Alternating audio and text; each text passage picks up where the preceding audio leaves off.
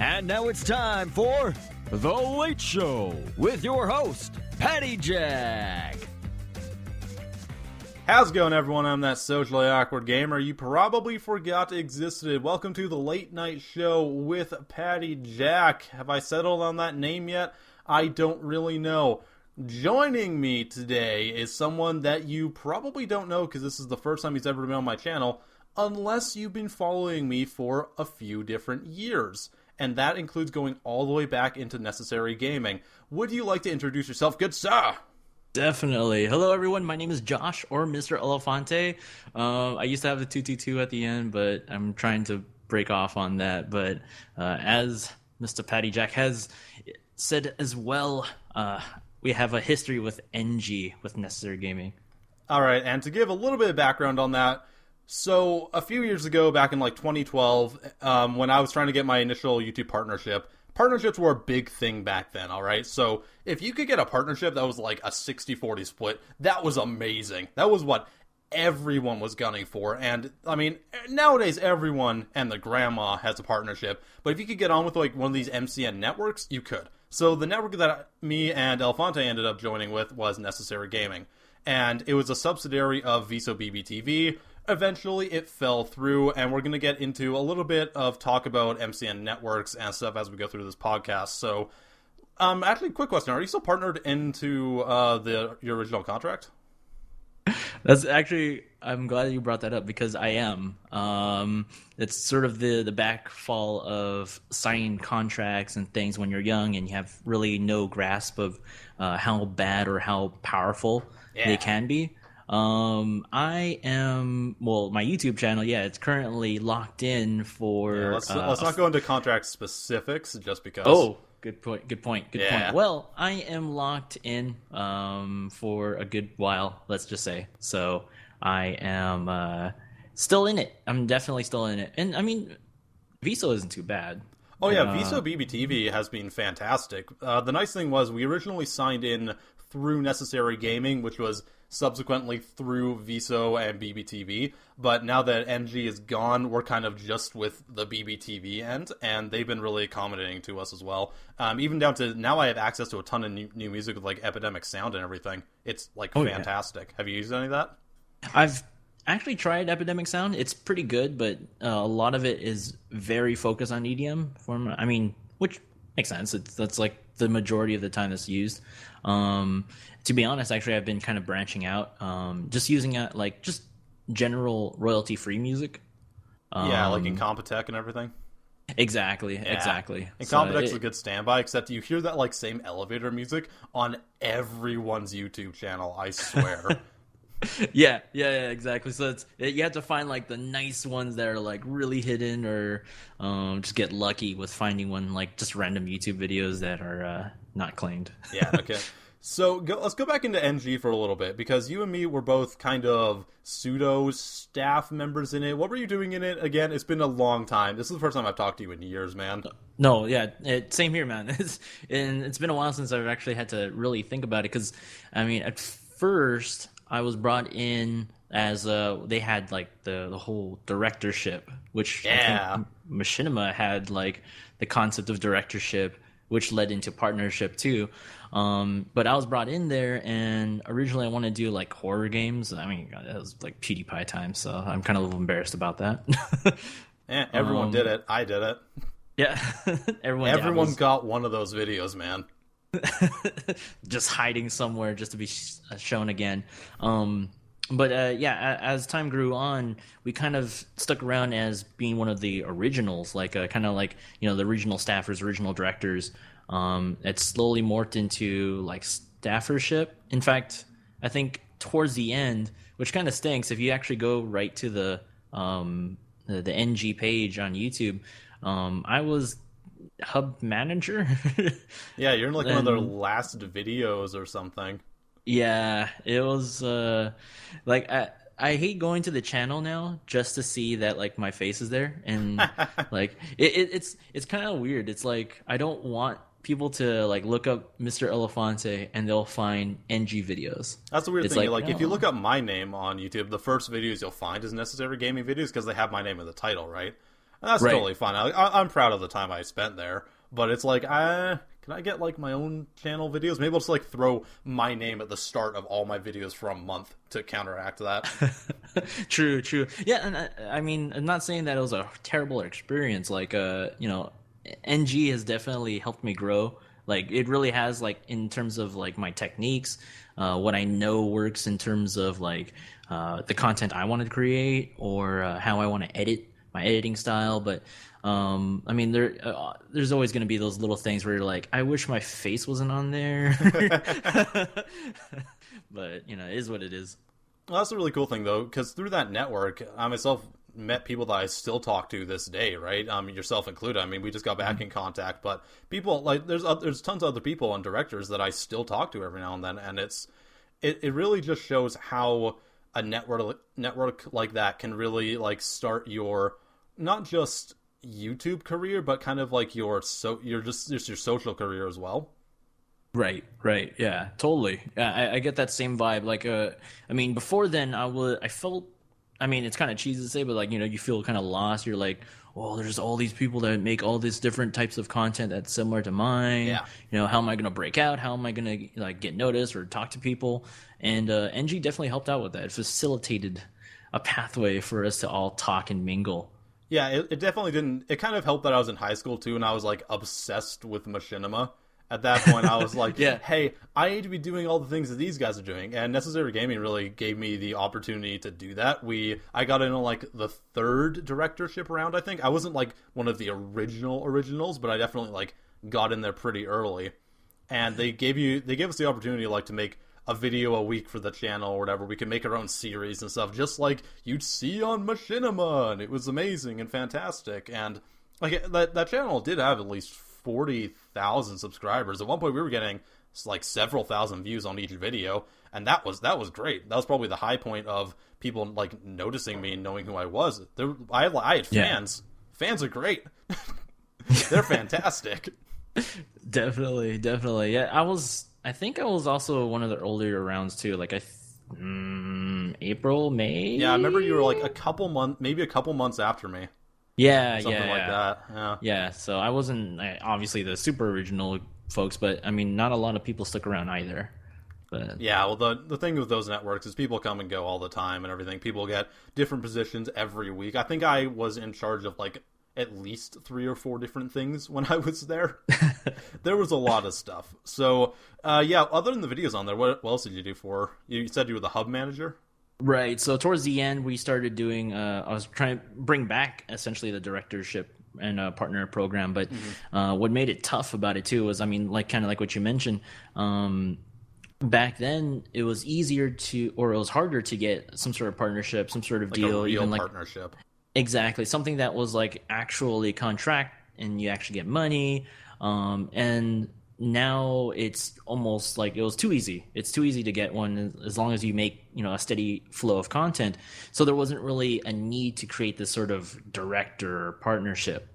It also didn't help that a lot of the subs on Necessary Gaming, I mean, I hate to say it, but they pretty much were like dead subs. Like there was not a lot of viewership on the videos in general. The weird thing is, at the start of it, there really was. There were a lot of people interested. We were bringing in a lot of new directors all the time, and people were active in the chat. I think like our highest was like 300 people online at the same time on the website. So that's getting people from YouTube onto the actual website, which in itself is a huge feat. Right. No, definitely was. So it was amazing how the views kind of waned. When do you think there was really kind of a turning point as to when the content or the quote company was kind of like on a bit of a downward slope?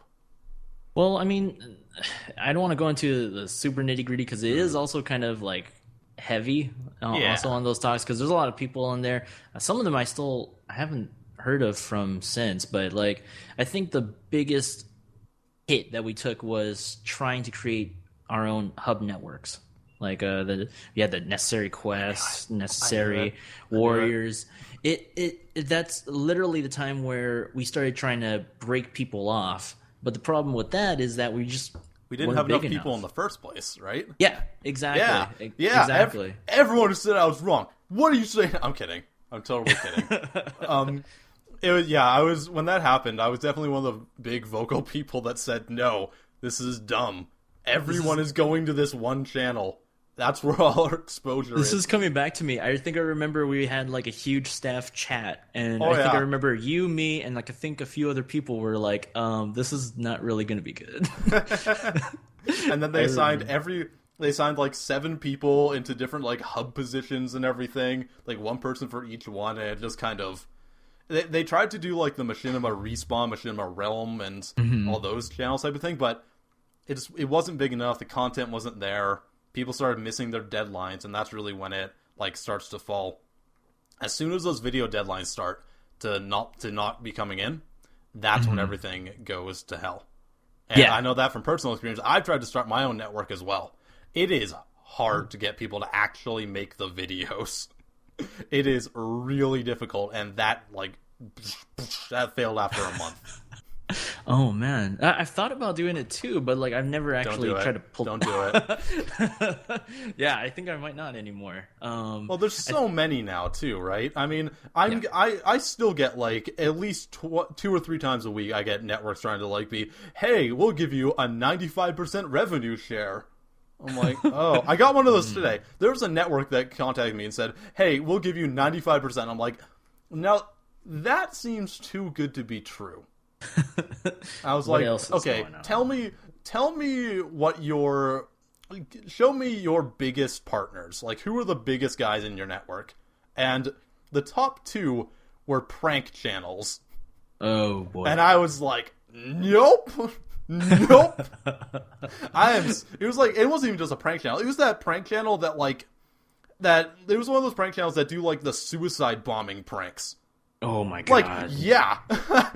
And I was like, you're showing that off to your potential client? No. That is not a good. I can't even. I don't even know how to say how bad it is. That's pretty bad. There's so many MCNs nowadays. It's crazy. Yeah, I think I'll keep my hat out of that ring. Definitely.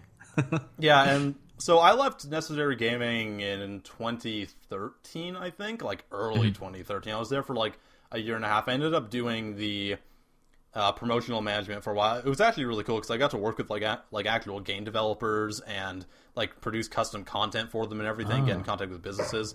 I mean, I'm jazzing it up a bit because we got to do some of that, but mostly was trying to make sure that people were posting on Twitter and everything, which again is hard to make people do. Yeah. Yeah. And eventually there was this disagreements, and I didn't have time, and I was like, okay, I'm just gonna leave if that's cool. Yeah.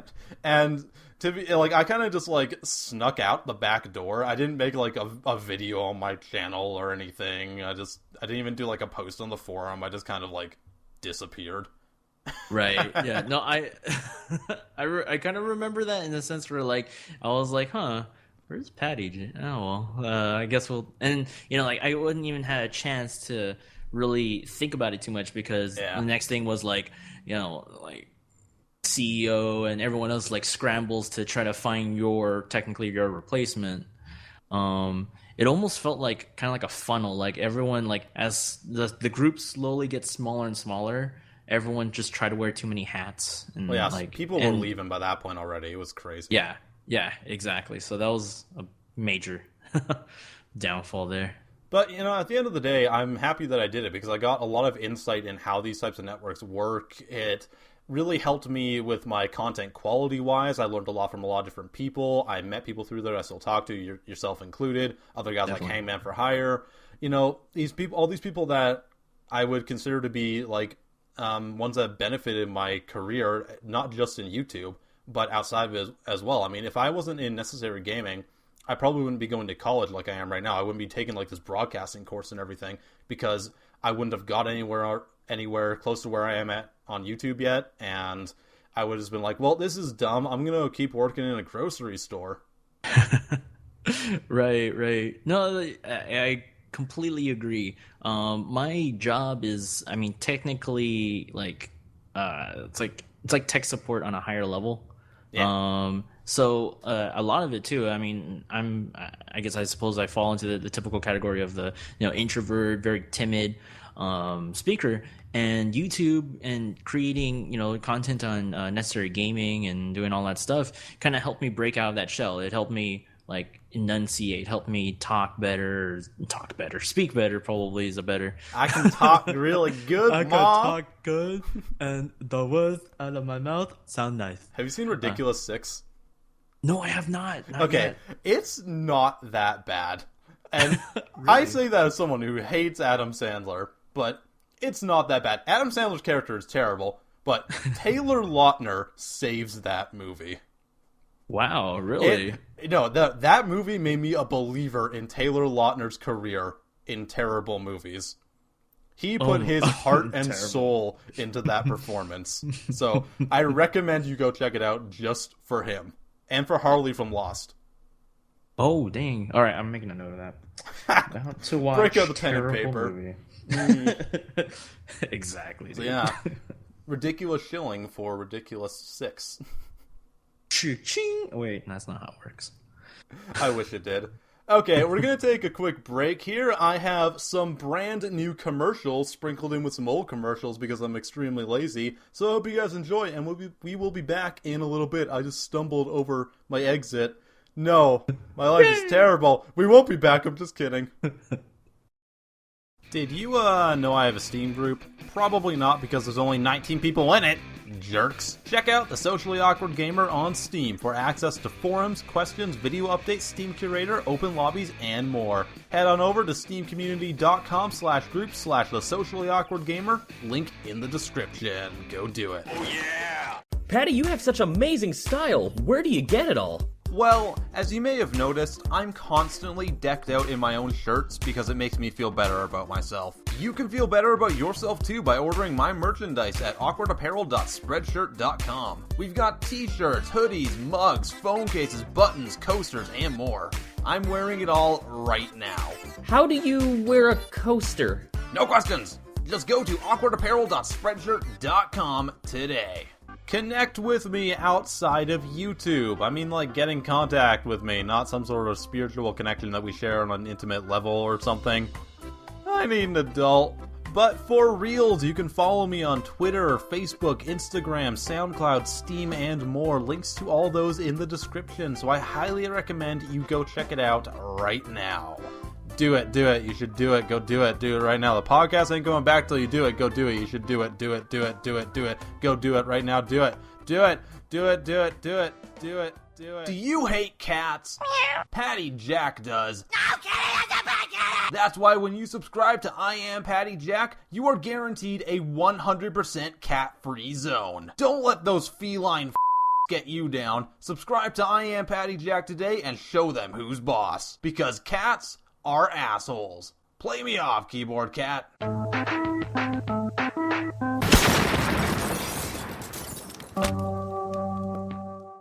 2013. That's when I graduated, actually, from in computer engineering. Cool. Yeah, so fancy because I'm Asian, so I have to get an engineering job to make my parents happy. See, I've been a disappointment to my parents for years. Oh my gosh. Well, it's like I graduated high school, but I moved away like a week before. Oh, dang. Just moved across the province, and then worked 20 hours a week for 2 years, and somehow survived. Holy moly! That just clicks in your head. You're like, wow, I should probably do something with my life. That's the funny thing, because after finishing college and I've been working for 2 years full time, I'm thinking oh dude, it would be so sick if I had a part-time job. All that free time. The grass is always greener. Yeah. At least I suppose in that. Yeah, well, that's the thing with me too, is I know I have to do something I really enjoy, and all this stuff is stuff I really like. We do newspaper creation. We host our own news show that gets aired across the province.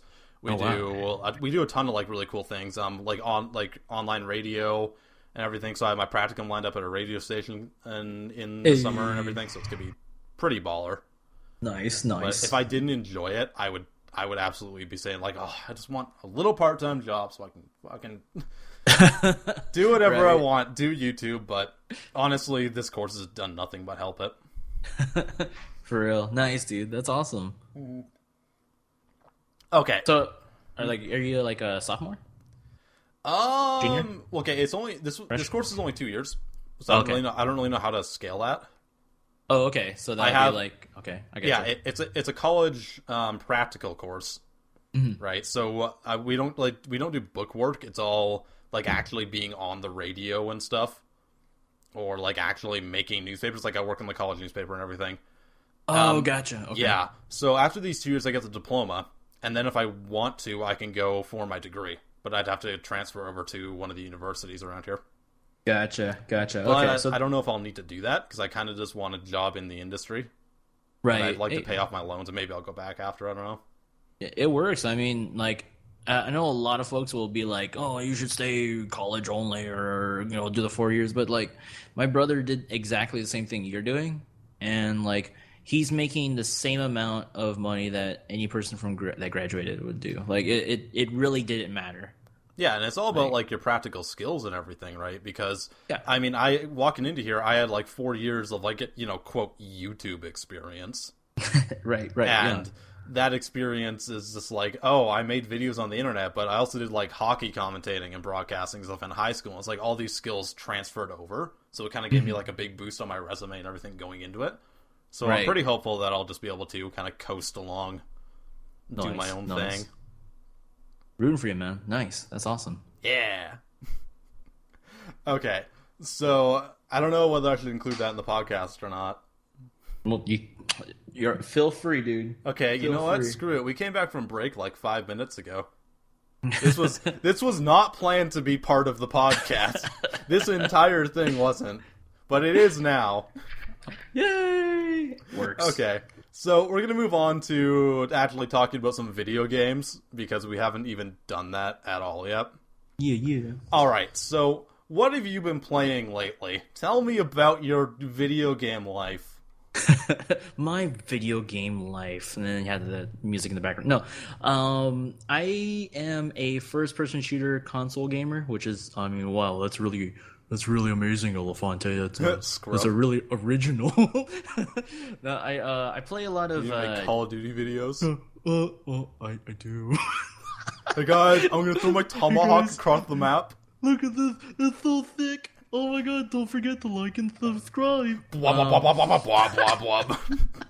The sad thing is that I've done all of that. Oh, I have too, just worse, and on Team Fortress 2. Right, yeah. Yeah, I do primarily like Destiny, Titanfall, Halo, and Call of Duty on my channel. So that's been pretty much the bulk of the games I play. Other than that, I mean, I play a lot of other ones, but like, I mean, Destiny's been pretty much number one on my list, and yeah. What is it about Destiny that makes people play it? Because I hear it's just Borderlands without the cell shading and online. You wouldn't be wrong. I'd imagine it would be. I haven't played Borderlands, but like, I feel as though I'd probably enjoy myself more than on Borderlands.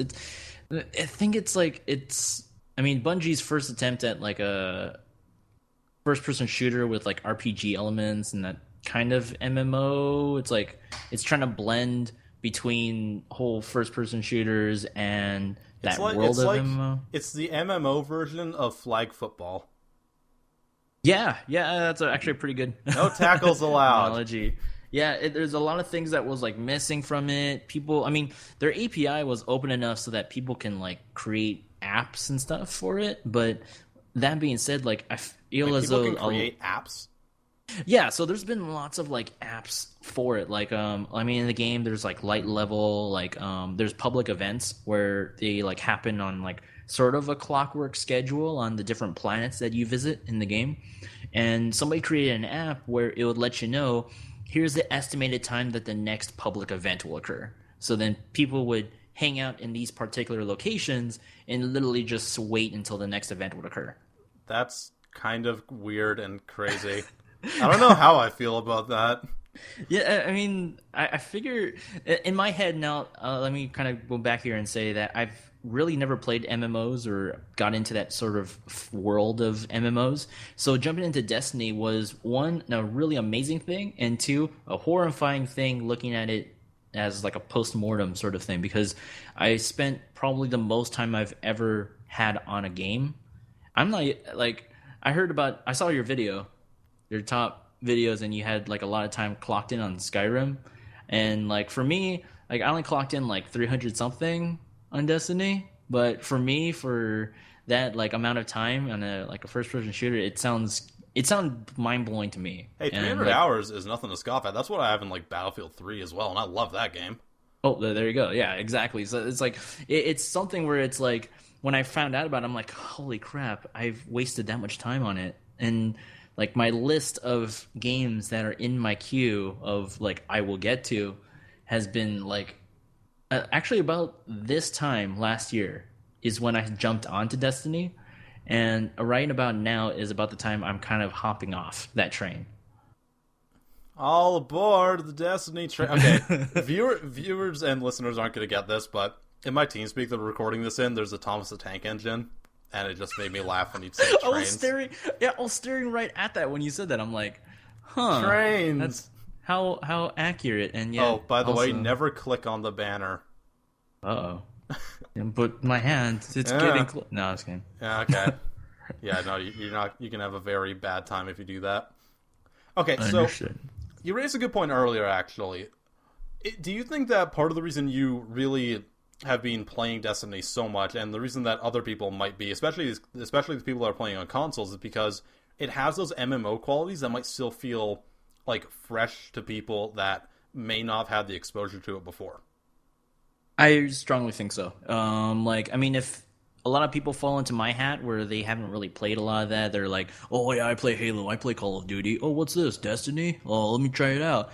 And they're susceptible to, I guess, the addictive nature that all MMOs have. And like, yeah, totally. And this is something I've only started to like look into like a month or two ago. That was like, MMOs are evil, or like free to play models are evil too. Like, it's like, damn you, RuneScape.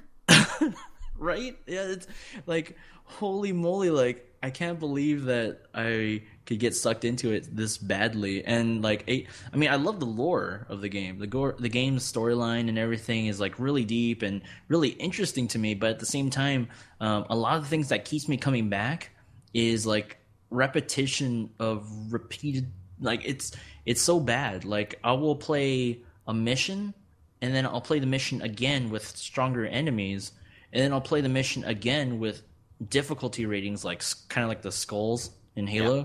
And then, I'll get that thing, but then, I won't get the right, random items. The RNG won't be in my favor, and I'll get something crappy. So I'll have to wait next week to play that level again, or play another hard mode level. And you're stuck in this like infinite loop because you want to get, your light level or your level up to maximum. It's the rat getting the cheese, hitting the button. Yeah, exactly. But I think what sucked the most for me, because I jumped in on their first DLC. Sorry, I have like a whole bunch to talk about this. Go for it. No. Like I jumped in on the first DLC, which was called the Dark Below. That's when they introduced what they have is what they call like a raid mode, or a raid game type. Okay. Where you jump in as a group of 6. It's a PvE type, and there's a whole different aspect to it because there's like puzzles and all the stuff you saw. So it's one of my favorite parts of the game. But with that being said, you grind it so hard to get to, I think at the time it was like 350 light or 360 light. That's like your maximum light you can get to, or I think it was like 320. And it was so exciting when I like got there. I was like, yes, I did it. And then the next DLC came out, and it had like pretty much enough items and boosters to get any new person starting the game back to where I was, that 320, that max light. That's an MMO thing too, eh? Every time a WoW expansion goes on, they raise the level cap or whatever. You can always like buy your way to level 60 or whatever. Right, and I wasn't prepared for that. That was the thing, because Yeah. when I saw that, I was like, "What? What is this? Are you telling me I probably could have not have played and been at the same level?" Yeah, that's kind of a dick move, but like I think the reason they do it is because anyone who was playing Destiny but stopped and was like, "Hey, this expansion looks kind of cool, but all my friends are like 60 levels above me." Well, do we have an answer for you? Right. No, I feel that too, because another friend of mine is trying to get me into Final Fantasy 14. Yeah. And that one, like, I was trying to like ask him, like, oh, so the new pack that came out, this Heaven's Word, is there like a boost for me or something? He's like, no, you still got to play the storyline.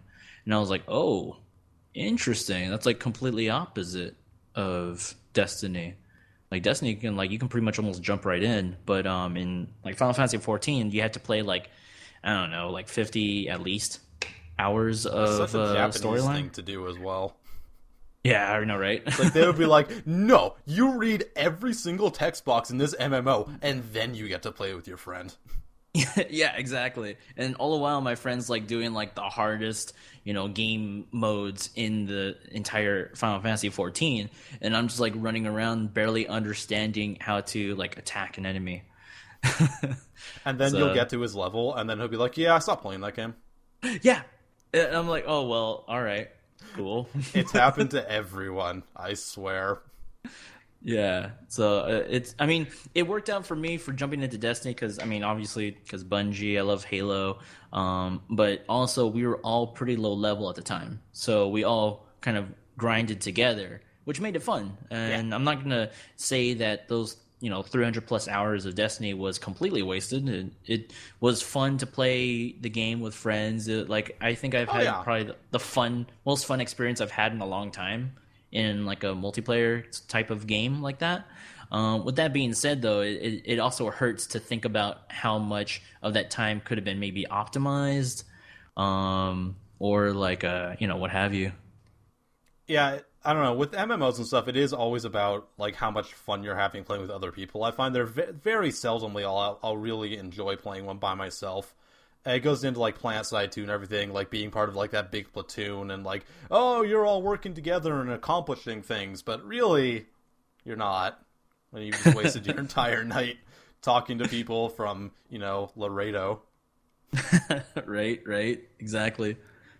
But other than that, Destiny's been kind of on the downhill for me because I've been kind of getting that feel for it. Destiny 2 is coming out, so I'm probably gonna. I'm buying my tickets with like sadness. I'm gonna like it, but I'm also Gotta get gonna that know season pass. Exact. Ugh, the season pass. I can't believe I bought the season pass, but it doesn't count for like year 2. Anyways, enough about Destiny. I want to talk about Halo, if that's all right. Go for it. The Halo 5 came out, and that's been, while Destiny's been trending downward for me, Halo 5's been trending up for me. Why? I was so big on Halo 3, and then Halo 4 was like a slump to me, that Halo 5 is kind of bringing back a lot of that competitive aspect.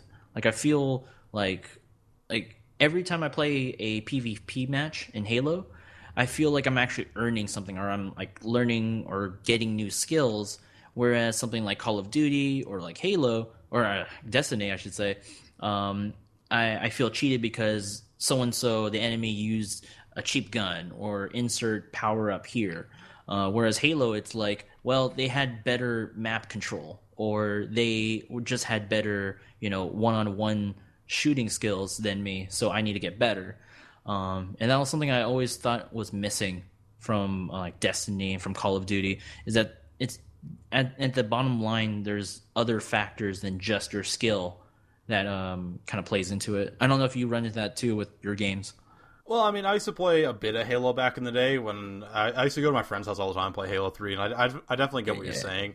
I think it's good to hear that Halo's getting back into that competitive aspect, because I remember playing Combat Evolved years ago. There you go. And then I played on I had the PC version too, right?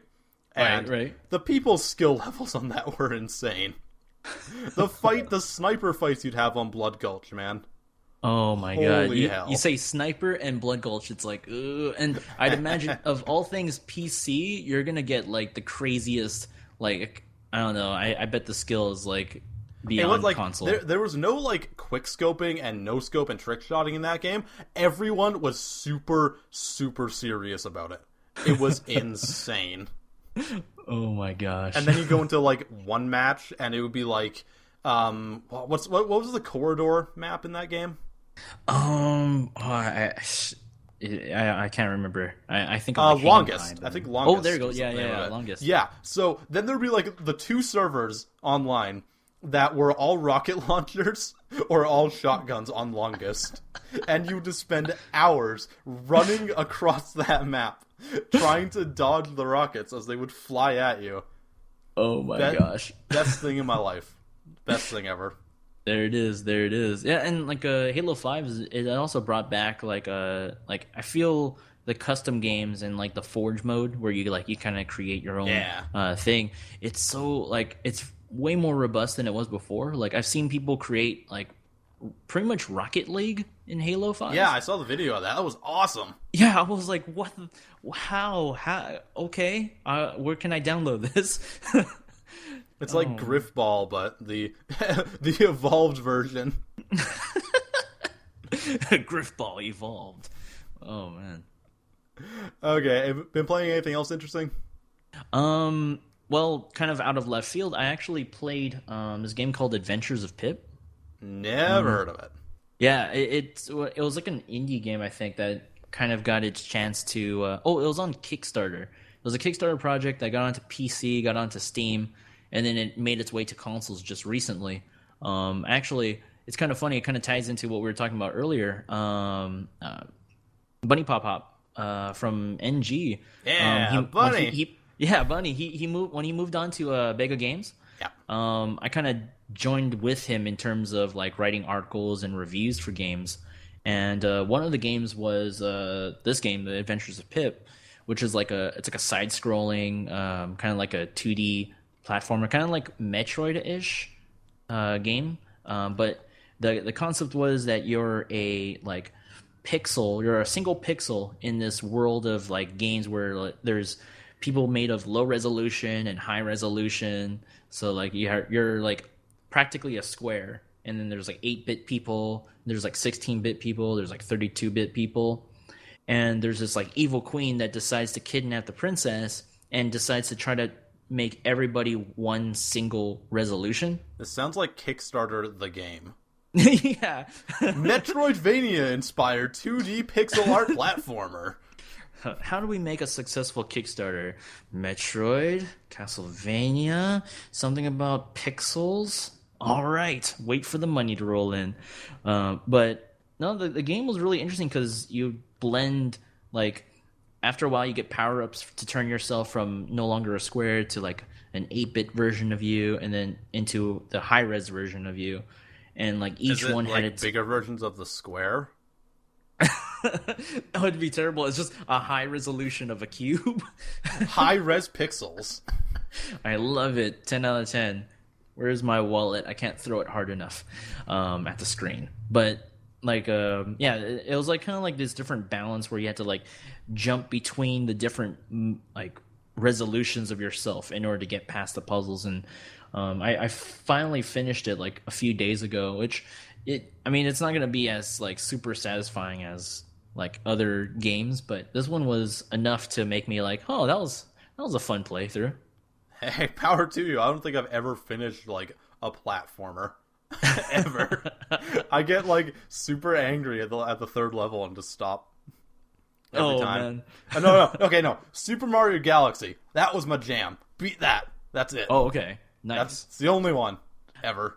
That one I can't wrap my head around because it seems so like playing old Mario games and then jumping to that, and I'm like, what's happening? I'm running around a planet. I never played old Mario games. I was never into Nintendo, so I got my Wii and I got that, and I was like, okay, this is a game.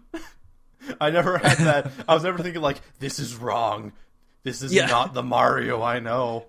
What have you done, Nintendo?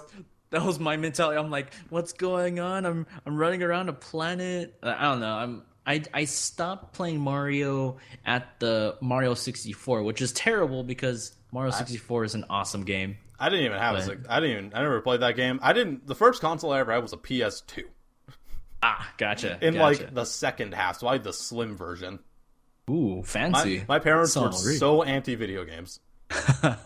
They did not want me to have them. Nope, gonna melt your brain. In fact, the only thing that convinced them to get me a PlayStation was, okay, in like the mid 2000s when they had these like little TV games that you could buy and just instantly hook up to your TV. Oh yeah. Yeah. So I have. You get those and they'd have like a bunch of like super retro games on them, or like knockoff games inspired by retro games. So they got me one and I was trying to play it, right? And it broke in like the second day. And I was like, well, this is kind of shit. So, fine, you can get that. So I got that, and then I got, like, Battlefront 2. Or no, Battlefront, the original. Mm-hmm. And Need for Speed Underground 2. Still one of my favorite games ever. it was great. Nice. The console days. Back when life was simpler, and you didn't have to worry about... A few years after they bought me my first game, which was Harry Potter, like I said in that top 10 video. Oh, yeah. And... when I was playing that game, like the third day I had it, our computer set on fire. What? Yeah, we had never like. Okay, I don't know all the details because I was super young, right? Mm-hmm. But all I know is that we got that computer from my uncle, and I guess it had never been cleaned. Oh man! And one of those old CRT monitors gets hot, and it just started smoking one day. And my parents were trying to get me to stop playing the game, and I was like, no, I want to keep playing, it's still fine. And there's like smoke coming out of the back of it. Oh my god. That's I was crazy. the worst kid ever. Oh, that was brilliant. Yeah, so that was my childhood. Genius. Well, I mean, I started like... consciously understanding what I was doing. Like, I started playing video games like right when I was young. So I was like, I think the earliest console I can remember was Super Nintendo.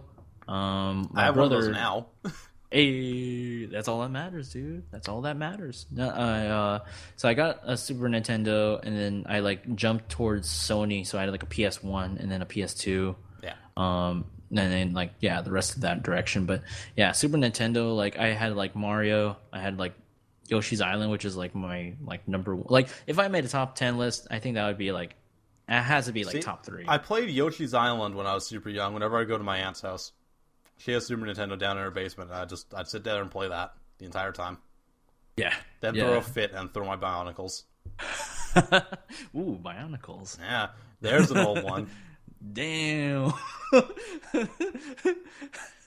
Sorry. I'm just like having a little like mental like, oh my god. Crisis. Oh my god, all these toys, what's going on? I had like the full set of the Rakudas. Dude, you're balling. They were like the weird slug ones and stuff. It was great. I only had like 3, and like one of them was from like a yard sale, and I was like so excited as a kid to have that. Watch it like missing half the pieces. Yeah, exactly. I was like, I don't care. I'll figure out. It's got like the blue guy's leg on it, and oh man, I love that. I love the image of that. I'm just so happy to have it. I feel like a little like orphan child. All right, that's a little too much. Okay, I've been playing XCOM 2, and that game came so close to making it in my top 10 games list. All right, I don't know if you like turn-based strategy games or anything like that. If you do, you go get it.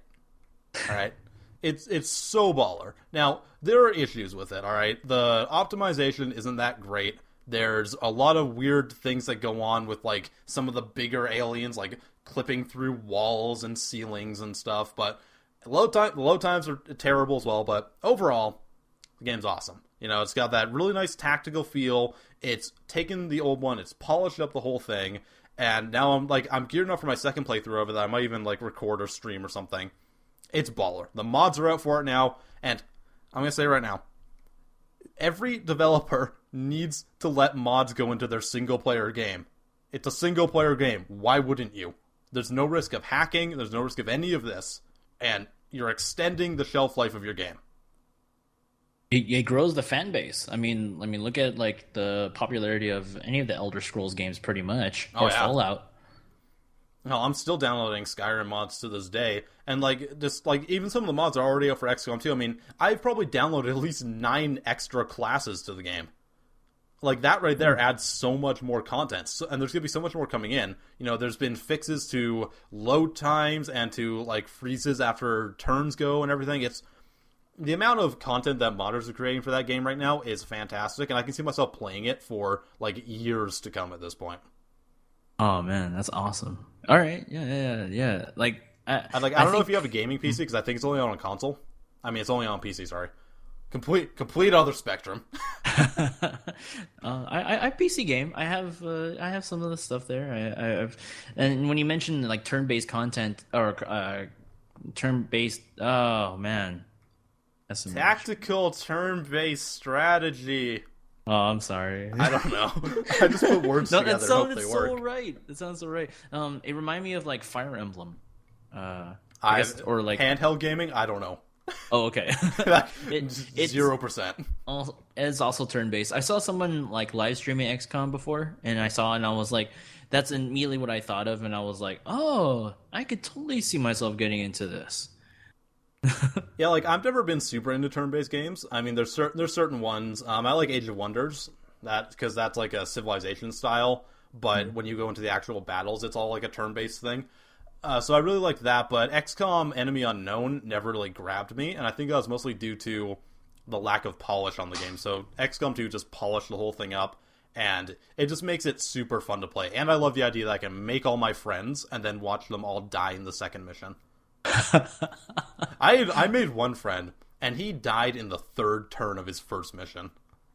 I was not impressed. And he threw I made him throw a grenade, right? And, like, okay, sorry, I had to, like, half burp right now, and it's taking all of my concentration not to. Okay, it's almost done. It's gone. Okay. So, I made him throw a grenade, and, like, the very tip of the grenade radius was, like, touching the car he was, like, hiding behind. And, like, I'm talking, like, the end of, like, the spoiler on the back of it, or whatever. Oh, man. And the car blows up because of it, and he burns to death. And I have to break it to him as well. And he's like, well, why did you throw the grenade? I'm like, it was barely touching the car. Like, barely. Negligible. And you need to trust me, I thought everything was okay. So, when a game can make me go and do that and feel that type of emotion, I think it's doing something right. So, I'm done shilling for XCOM now, but if you like those types of games and you like feeling emotionally invested, you know, go get it. It's baller. Awkward silence. I was like, I haven't played it, so I agree. Yes, totally. I agree with everything you say. I agree with insert shill game here. Okay, anything else before we end it off? That's pretty much it from me. Hopefully I can do a lot more collab stuff with you, man. And this was exciting. It was fun. Yeah, I don't know. It's kind of disappointing, to be honest. I'm kidding. Oh, I'm kidding. Yeah. Okay, so we'll end it off here. Would you like to plug your channel, plug your content, tell us all what you do and that type of thing? Definitely, good sir. Well, what I do most of the time is first-person shooters. I do commentaries. I have this run-on thing called Philosophy Fridays, where I'll talk about something that's sort of life-related, but like based off of a video game. So sometimes I'll have like topics ranging from like, you know, like respawning, but like how's that reference to your real life? Like, can you respawn in real life? Can you mentally, you know, build yourself back up from things like that? Or like I had like a recent video talking about social media envy, which like I think a lot. Yeah, a lot of people, I think, can relate to that because, you know, if you're trying to create yourself, you're trying to create content, you're working on, like, social media, any sort of, you know, field there, your tendency to compare yourself to others is, like, it goes hand in hand, and yet also that's not a hand you want to always hold. So it's like I talk more about that kind of stuff in those, you know, Philosophy Friday videos. But and then I also am planning to do a lot more. I guess you can call them like acapella videos. Is that like where you replace the sounds in the games? Exactly. Yeah, I exactly. saw one of those too. So what I'll do is I'll take a clip of a video game. Recently, it's been just like Destiny and stuff and Halo. I'll take out all the sound effects and replace everything with my voice. So I'll do like the background explosions. I'll do the announcer voices. I'll do the bullet sounds. I'll do like the teammates talking to each other. It takes a while to do them, but like I'm gearing up to actually like start a whole season where I'll have like 12 something episodes just ready for you guys to just indulge and just laugh that I wasted that much time on. How do you have the patience to do that? It's hard. It's really hard to like sit down, but it's kind of like when you're like writing an essay or like working on something, like once you get like the first paragraph or so done, you find yourself just going at it. And then eventually you stop when it sounds nice to you and you're like, yeah, it sounds pretty cool. So that's basically the mentality I've been going into it. But yeah, that's going to be coming up really soon on my channel. You can look me up. It's MrElephante. That's MR and then Elephante with a PH in there. So I should be up there That's how somewhere. You spell elephant. Yeah, I know, because that's and then E at the end. I was going for a Spanish spelling, and then I realized Spanish people didn't use PH, they use an F. And that was like 2 years later I found out about that. So Oh, that's embarrassing. Right? You should probably quit YouTube. I should just kill myself right now. Oh no, okay, edit that out, dude. I should It's out. It's out there now. It's on the internet. I await your hate mail. Don't worry. The 50 people that watch this will probably not send you anything. All right, if you want to go check him out, you can also find his link to his channel down in the description of this. So go check it out. He's an awesome dude, and I'm quite happy I've gotten back in contact with you because you're baller. Hey, you're a baller too. Wow. A little bit. Only on Fridays. Hey. All right, that concludes this episode of The Late Show with PattyJack. I'm pretty sure I slightly altered the name from the one that I said at the beginning. That's fine, though. I can change. My life isn't set into one formation. Deal with it. And we will see you guys next time. Have a wonderful day.